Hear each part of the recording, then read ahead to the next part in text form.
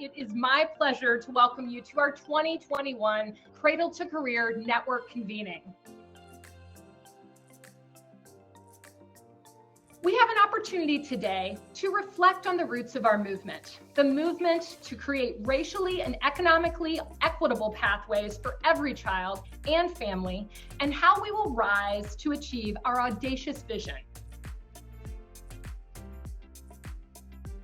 The wicked and pervasive disparities so many kids and families of color and in poverty experience are perpetuated by systems. If we want to transform systems to create pathways of opportunity for every child, then we must understand those systems and hold them accountable to do better. So what we found was, every year in this country, 3.7 million evictions are filed across the country. That means the level of instability we experienced at the foreclosure crisis height is experienced every single year by renters in this country.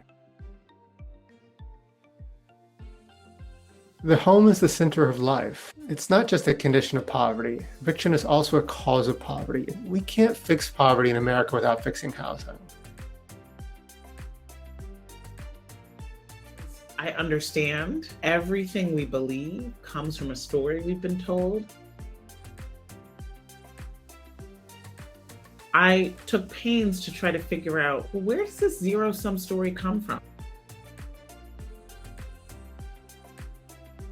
And there, identify how the zero-sum racial hierarchy was first a story that was invented to justify the original economic model in our society of stolen land and stolen labor and stolen people. But that zero-sum lie, it's costing the economy. It took a series of trips to places across the country that revealed a fascinating phenomenon of what happened to many of the nearly 2,000 lavishly funded grand resort-style public swimming pools in America. They were part of a broader government ethos of public goods. And yet, virtually everything that I just described are, in one way or another, racially exclusionary. This phenomenon of the drained pool illustrates how racism in our politics and our policymaking can have a cost for everyone. I began as well to be able to spot signs of hope, signs of places where in communities people had rejected the zero-sum lie in order to unlock what I began to call solidarity dividends.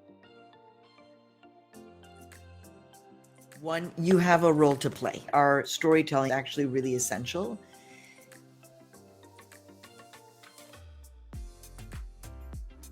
The children who have been swept up in an anti-immigrant wave of hatred, these are not stories about people over there. These are stories about our neighbors, the people who we live amongst. We, all of us as a society, now have to carry that burden, not only what this society has done to children of color in general, but specifically to immigrant children. I think of the wonderful potential of our country because these last 18 months have been unlike anything that any of us has lived through before. Here's what I hope that we learn and that we take from these last 18 months, that we're all in this together.